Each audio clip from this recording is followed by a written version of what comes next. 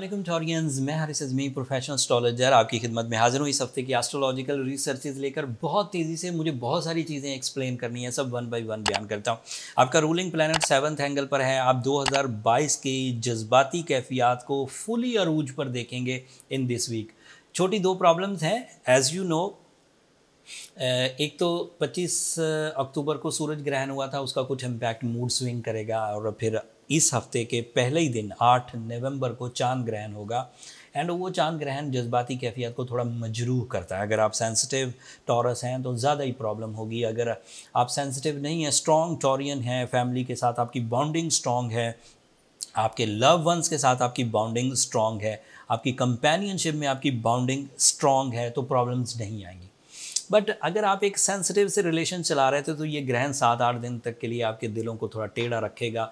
आपको complain behaviour सामने आएंगे एंड उस तरह की प्रॉब्लम्स आएंगी, जैसे आपका दिल ना लगना, अपनी ज़ात पर काम करने का दिल ना करना, अपनी पर्सनैलिटी डेवलपमेंट पर जो काम डेली बंदा करता है, अपनी सफाई, अपने दीगर जो अपीयरेंस पर काम करना होता है उसका दिल ना करना। These are the possibility. But Venus that is your ruling planet, वो आपके 7th एंगल पर है। वो बहुत हद तक ग्रहण के इमोशनल डिस्ट्रक्शंस को, जज्बाती कैफियत के मनफी होने को कवर कर जाएगा। लेकिन फिर भी मोहतात रहा जाए, ऐसा नहीं है कि इवेंट होगा ही नहीं। सोलर सिस्टम में इस वाक़े का असर तो आएगा, अलबत्ता आप उसे शिकस्त दे देंगे अपने दीगर प्लैनेट्स की सपोर्ट की वजह से। लेकिन फिर भी अगर कोई थोड़ा बहुत रिलेशनशिप में शिकायतें नज़र आएँ तो 6-7 दिन आप थोड़ा सा ध्यान रखिएगा। इस हफ्ते के इख्तिताम पर जो 8 नवंबर से शुरू होगा, 15 नवंबर तक थोड़ा मोहतात रहिए। उसके बाद अच्छी खबरें हैं। वीनस के अच्छा होने की वजह से आपके जो रिलेशंस हैं उसे अच्छा होना है। वो ट्रबल आ रही है ग्रहण से, बट अदरवाइज़ अच्छा ही होना है। वीनस की इस सपोर्ट से लव लाइफ में भी इस्तेहकाम आएगा। सूरज भी आपके 7th एंगल पर है and this is ideal for big decision, this is ideal for business partnership, this is ideal for your confidence, this is ideal for your family welfare, this is ideal for your decision making power. आपकी will, आपकी skills strong होंगी, ये सलाहियतें और इरादे दोनों मजबूत होंगे। Mercury की सपोर्ट आपके लिए एजुकेशनल फैक्टर को इन्हेंस करेगी।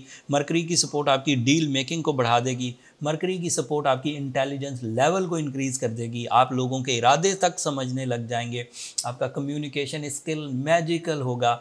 मरकरी की सपोर्ट ही आपकी तालीमी सरगर्मियों में आसाइश, क़ुव्वत हाफ़ज़ा का इजाफ़ा, ये concentration, explanation, writing skills and communication, ये सब बहुत अच्छी होने वाली हैं मरकरी की सपोर्ट से।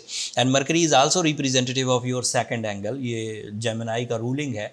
सो टॉरियंस के लिए मरकरी जब भी अच्छी फॉर्म में आता है उससे बिजनेस ग्रोथ होती है, उससे जॉब इन्हेंसमेंट होती है, उससे मटेरियल एडवांटेजेस के नए आइडियाज़ उभरते हैं। हाउस वाइफ्स घर में रहते हुए अगर अपना कोई बिज़नेस करना चाहें, अगर अपनी सोर्स ऑफ इनकम डेवलपमेंट के लिए कुछ करना चाहें तो वो कर सकती हैं। अगर टॉरियन लेडी अपने ऑलरेडी वर्किंग हैं, किसी जॉब पर हैं या किसी बिज़नेस में हैं, तो वो उस बिज़नेस को बढ़ा सकती हैं, उस जॉब को स्विच कर सकती हैं। So this is time. So there is a only issue in your emotions. There is a only issue in your mood due to वो lunar eclipse जो चांद ग्रहण है। Otherwise things are going good. Mars की retrogression आपको थोड़ा तंग करेगी। मार्स भी आपके 2nd एंगल पर है एंड वहाँ से आपको सेहत का भी थोड़ा सा ध्यान रखना होगा, स्पेशली अपनी मैदे के मामलात, stomach issues and bones and joints, in sectors में थोड़ा सा मोहतात रहिए। जो चीज़ें आप खुद अपनी विल से, अपने लाइफ स्टाइल से, अपनी रूटीन एक्टिविटी से ही कर जाएं, दैट मीन्स कि फिर इन इवेंट्स ने आप पर कोई नेगेटिव इम्पैक्ट नहीं डाला। बट अगर अचानक आपको मैदे के अमराज उभरते हैं, अचानक आपका मूड स्विंग होता है, तो दैट मीन्स ग्रहण और रेट्रोग्रेशन ऑफ मार्स आपको तंग कर रही है। उसे ओवरकम करने के लिए जो जनरल रेमेडी है, जैसे जो एवरेज प्रॉब्लम्स हैं वो रिजॉल्व हो जाती हैं, वो ये है कि आप एमरल्ड पहनिए। इससे आपके अंदर इरादों की मजबूती आएगी। दुनिया में कोई बादशाह ऐसा गुजरा ही नहीं जिसने एमरल्ड ना पहना हो। एक तो खूबसूरत बहुत है, दूसरा इसे स्टोन ऑफ एम्परर्स कहा जाता है। इससे इरादे मजबूत होते हैं, डिसीजंस एंड फाइटिंग स्पिरिट्स ये पैदा होती है, मुकाबला करने की ताकत पैदा होती है। सो ये ज़रूर पहनिए। अगर ये आपको मुयस्सर ना हो, अगर ये आपको महंगा लगे, अगर ये आपको लगे कि असली नहीं है, तो फिर इसकी रिप्लेसमेंट में रूबी पहना जा सकता है। एंड रूबी की जो वज़न है वो थोड़ा ज़्यादा पहनिए। जैसे 25 से 35 साल के लोगों को 8 कैरेट पहनना था, अगर वो एमरल्ड पहने तो 8 ही कैरेट पहने, और अगर वो रूबी पहने तो फिर 9 या 10 कैरेट की तरफ जाएँ। सदका देना चाहें तो ग्रहण की नौयत से रेड कलर की चीज़ें खैरात करना 8 तारीख को मंगल वाले दिन ये आपके लिए फेवरेबल रहेगा। आखिरी बात, आपके लिए सैटर्न आपके 10th एंगल पर डायरेक्ट हो चुका है, और वो 10th एंगल का ही रिप्रेजेंटेटिव है। जब भी कभी सैटर्न 10th एंगल 30 साल के बाद आता है, 32 ईयर्स के बाद, इसके बाद 2052 में आएगा, तो ये उसका आखिरी साल है जब वो आपको 10th एंगल की सपोर्ट करेगा। इसके बाद भी वो आपके लिए पॉजिटिव रहेगा 2.5 साल। लेकिन फ़िलहाल कैरियर से रिलेटेड अगर आपके कुछ डिसीजंस हैं तो 20 अक्टूबर के बाद अब आपका गोल्डन टाइम शुरू हो चुका है। ये डे बाय डे मैच्योर होता जाएगा। अभी तो हम ग्रहणों की जद में हैं, लेकिन approximately 23rd of November you are ready for the take off. अपनी कमर कस लीजिए, अपने प्लान्स को पुख्ता करिए, अपने रिसोर्सेज को जमा करिए, अपने इरादों को मजबूत करिए, एंड अपने जो ये सराउंडिंग है जिनको अपने साथ मिलाकर चलना है उनको अपना इकट्ठा करिए। अगले हफ्ते से आप अच्छी फॉर्म में होंगे। इस हफ्ते आपको अभी भी थोड़ा सा मोहतात रहना है। उसको एहतियातों में पहले अपने खुद की सलाहियतें इस्तेमाल करें, अदरवाइज़ एमरल्ड, रूबी, सूर्य शम्स ये सब आपको फेवर करेंगे।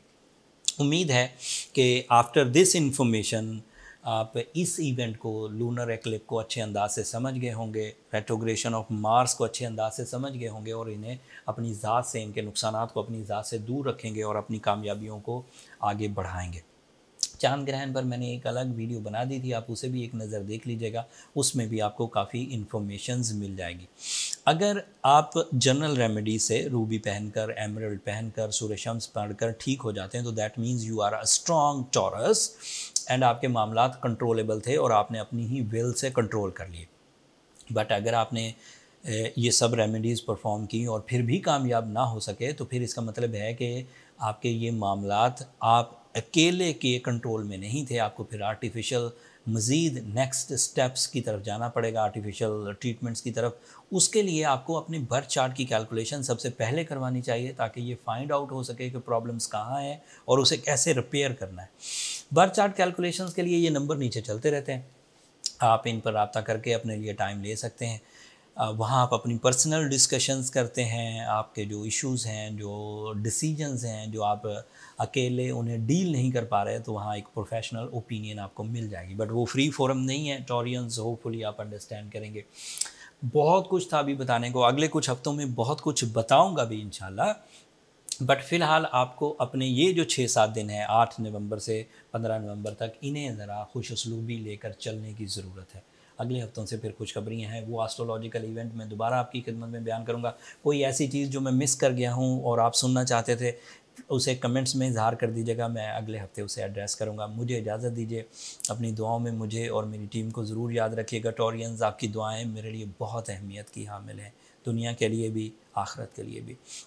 चैनल को सब्सक्राइब करना भी मत भूलिएगा, आपकी सब्सक्रिप्शन हमारी हौसला अफजाई की वजह बनती है। अगले हफ्ते तक के लिए अल्लाह ने